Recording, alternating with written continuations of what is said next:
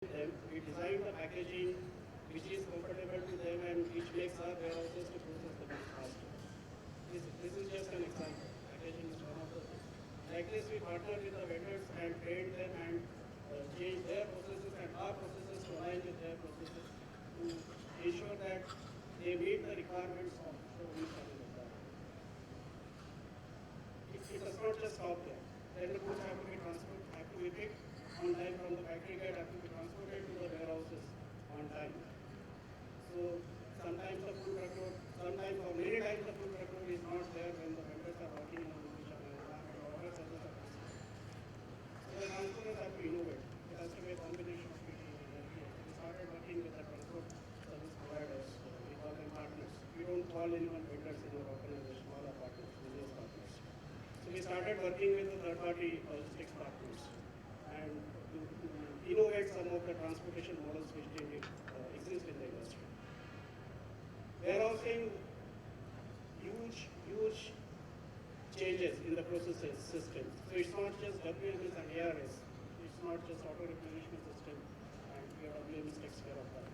Within the four walls of the warehouses, huge number of process excellence initiatives were taken to improve productivity and to reduce the lead time right from how the GRN happens, how the shipping label is printed, how the put away happens, how the picking happens. So batch picking versus cluster picking, which is like SKU-wise picking versus store-wise picking. So which orders to be batch picked, which orders to be cluster picked. Again, there is no hard and fast rule which you can set in an omnichannel environment. Some of the orders you have to batch pick, some of the orders you have to cluster pick. Now how you share that in a WMS environment? Because WMS does not allow you that level of flexibility. So lots of process excellence initiatives at the warehousing level, and then again outbound transportation, which is a combination of hard truckload, food truckload, milk runs, dedicated vehicles, bike goods, and so on. And then you have to manage the returns. Returns is a fact of life in a retail industry, and more particularly in an e-commerce and omnichannel industry. So how do you ensure that the returns are authorized properly? That requires a change in the organization structure, maybe an excellence in the organization design. How do you ensure that returns are authorized, they're brought back quickly, and then moved back to the mainstream inventory quickly? How do you ensure that the assortment is right? As we said, demand, we should not forecast the demand. We have been hearing it many times in the morning. So I fully agree with that. We should not forecast the demand. We should be pull-based supply chain rather than push-based. It's not that we manufacture and push the goods into the market. It should be more pull from the market. So it's complete overall. Upstream demand offering is not just the manufacturers, transportation. It's complete overall of supply chain. The whole chain. Right. Mukund, I would like you to hold this question back for a moment about the organization. Impact of all this technology going into this and the changing nature of the business from the organization point of view. Coming to that, but before that, Aditya, I had a question. Mahesh mentioned reverse logistics to be one of the very important areas. As a matter of fact, I was reading that sometimes the distribution channels suffer for a 30% kind of a return going into that, and that's a major cost for them. But a little differently looking at it, post GST, how reverse logistics is going to be managed, what is going to be required by the small vendors. The large vendors will manage, but the small vendors are the ones, how are they going to be fulfilling that requirement in terms of accounting for all the input taxes that they have taken care of? Can you share your thoughts on that? If I look at returns, currently in industry, that is the biggest challenge for us. Partly because the industry itself is not geared for return shipments. If I compare with Singapore or any other developed country, they are much more easier as compared to India. One is the infrastructure or the processes are not available to third parties. Second area is the current the legal framework. Because when you are returning a product, you should return from the place it was shipped from. And specifically when it comes to omnichannel or multiple channel approach, it becomes very difficult to manage. So that is the second one. And third also becomes the part of whether the returns are right or wrong. Because that is specifically when you look at e-commerce, that is getting a huge problem. That's where 30%, 40% losses is people may be misusing the freedom they are getting. I mean, I'll take example of, let's say in US, when specifically the Super League championship happens, that a lot of people buy a lot of TV, and they simply return because there is a policy to return without question asked within 15 days, 20 days. So a lot of return happens. And something similar in India, people have tried, and that has, I would say, created a lot of nuisance or a lot of things. So one, we have to make sure that the support, the infrastructure exists, which I would say in last few years, and specifically about the companies like Flipkart or Amazon, they have been building. The second part is, which is relevant to GST. Because once the GST comes, that rule which is going back to the location, and that creates further losses because people do not treat a return product as the right product. I mean, they product like it's already a dead body, and it doesn't matter whether you are treating it with respect or not. So that is another problem which is created. So basically, if you see, with GST, this thing should go away. And once we have a uniform standard, they can use any location to get the return product, and there would be proper accounting of the return products. So that should solve the problem. And the third thing is obviously, like, there are a lot of companies now getting into analytics, and they are doing actually prescriptive analysis with these returns to identify which are the specific buyers or specific area which is creating problem, and therefore they are stopping the deliveries or highlighting those particular customers. So all kind of thing, I would say that it is geared up in India, and with GST at least the accounting part should ease. Okay, now Mukund, the question that I had for you is in terms of engaging an organization into this change scenario. What are your views on that? In preparing the minds of the young managers, because it's one of the difficult areas to handle because there's no romance involved in it. And in materials management, like in the morning, there was a discussion about people going into the warehouses to begin their career. Not many people would love to do that. And here we are talking about real involvement. And when we talk about micro and small medium enterprises in the country, there are 3 crores entities out of that, of which 90% are micro. Below 10 lakhs of rupees is the investment in that. And they are a very active part of the GDP and the economics of this country. 38% of the GDPs are coming from there. So what should be done? I mean, many of us here would possibly be facing that sooner than later. What could be a good direction to take in reorganizing? Okay, thank you for asking this question to me. Ever since I came here in the afternoon, I have been noting down some salient points. A lot of data has been shared. So somebody is talking about logistics cost, 10% of GDP, inventory carrying cost, 24% of logistic cost, transportation cost, 40% of the product cost, and there are mega trends. And we just went through some workshop in which we learned how useful is demand forecasting. Now, the answer to your question is, the basics of management still remain the same. The basics don't change. And when I say that, we need to be very clear. Let's say, for example, so Aditya just now mentioned, and we used that term just now, we talked about supply chain analytics.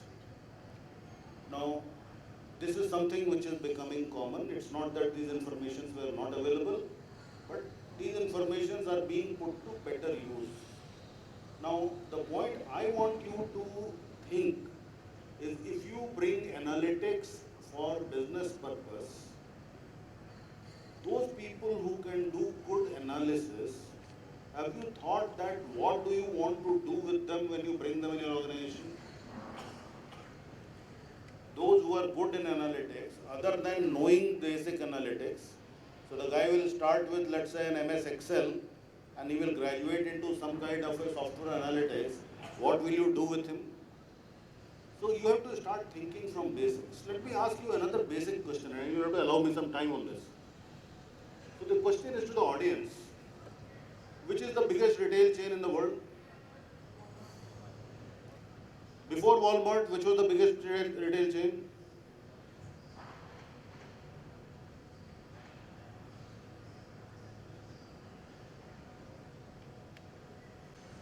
Simple, many of you will know. There was an organization which still exists, which is a very large retail chain called Sears. question to you was the third one. Which was the biggest retail chain before Sears?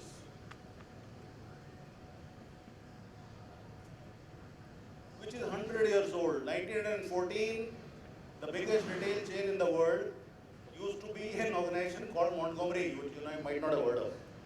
And I just remembered when these discussions were happening. So you can imagine when the Great Recession, that 29 or 30, whichever year it took place, at that time, when everybody was scared, a company like Sears was buying property so that they can put up more and more retail chain. So the basics of management ever since last 100 years have remained the same. So whether you are buying property, whether you are building capabilities, whether you are treating human beings, and let's not bring our focus back on the discussions of supply chain. So when you think of this activity, the first thing we need to be answering is what is the value proposition we are bringing. So we are talking B2B, B2C, we just now had a discussion, B2B, there is a shifting focus, the cost is going to, there is more cost being incurred there, and what should be there or not there. The important point to answer is what is the value proposition? What is the competitive environment? What is the kind of revenue model? These are questions we need to understand, and what capability we want to bring to the supply chain. And then what new dimensions of supply chain we can bring which can answer those questions better. Now, having said this, there are certain more points I had written. Things like understanding of technology. So one point which Aditya mentioned was supply chain analytics. The other point was understanding of technology. All of us know about technology. We are users of technology in our organization. Generally, and I have come to academics only 1 year back. So give me that advantage to say this. As you grow senior, you stop working with your own hands on your computer. How many of you use technology with your own hand? And those of you who use it are closer to the reality. Otherwise, you are using second-hand information. And this second-hand information will put you at a larger distance than at which you are today. So what value proposition we are bringing is going to be more important, because integration of supply chain is ultimately which we are going to address. Now let's come to this issue again, which I was noting down. There was, I think Mahesh talked about. So there were things discussed about B2B, B2C businesses. So what are the technology perspectives there? Technology perspectives like portals, technology perspective like content provision, perspective like service provider, market creator. Now these are areas which we understand, but unless we develop supply chain as a profession, and when I say this, I'm very clear about making this statement, all people sitting here, with due respect, all of you understand very well that supply chain is not only procurement and supply chain is not only logistics, but majority of the percentage of supply chain professionals get focused into the areas of procurement and logistics. How many of you get focused in the area of order management? How many of you get focused in the area of analytics? How many of you get focused into the uses of technology in the supply chain? Those of you who do will be able to actually create better values in supply chain and will be value creators. And that is what I typically say, that what value you are going to create. And typical questions we ask in strategy, that why should the customer buy from you? Why should the employee work for you? And what benefits should the customer get from you? These questions which you answer in supply chain, your customers are clearly identified. And if your customers are identified, you need to be very clear about your skills in the area of technology and in the area of capability building, if these are going to be the differentiators. And in future, you will see that the focus on this, at least for coming years, I think they are going to be growing more and more. That's a very elaborate statement from you, Mukund. Thank you very much for sharing. on this. One question for the panel would be everyone can want to answer. If one wants to answer it, the other one doesn't want to. What would be your advice to your board of directors in terms of technology investment in integrating supply chain? Omnichannel is a reality. E-commerce is a reality. Companies who have not forayed into it have to get into it sooner or later. There is no escape from that. E-commerce omnichannel works fully on technology, fully on IT systems. So IT systems have to be robust. How much you can invest depends on your P&L, on your top line and bottom line. But systems have to be made robust in the complete value chain, not just supply chain, complete value chain, wherever the business processes begin, from there to end with the last mile delivery and the returns. The complete value chain, product life cycle, life cycle management, the technology and IT systems have to be invested. How much? Okay. What about you? I would like to say that before we say that how much or what to invest in technology, the first thing is we should invest in people. That is the very basic thing, because and let people propose what investment they need in technology or analytics or anything else for that matter. Because what happens is I can implement the extremely great system, but if you do not have right people to manage that, that becomes extremely difficult and that's a failure. That's a recipe for failure. So When Mukund says, if you don't work with your own hands, you won't know what technology is all about. Exactly. Anand, your take. Just wanted to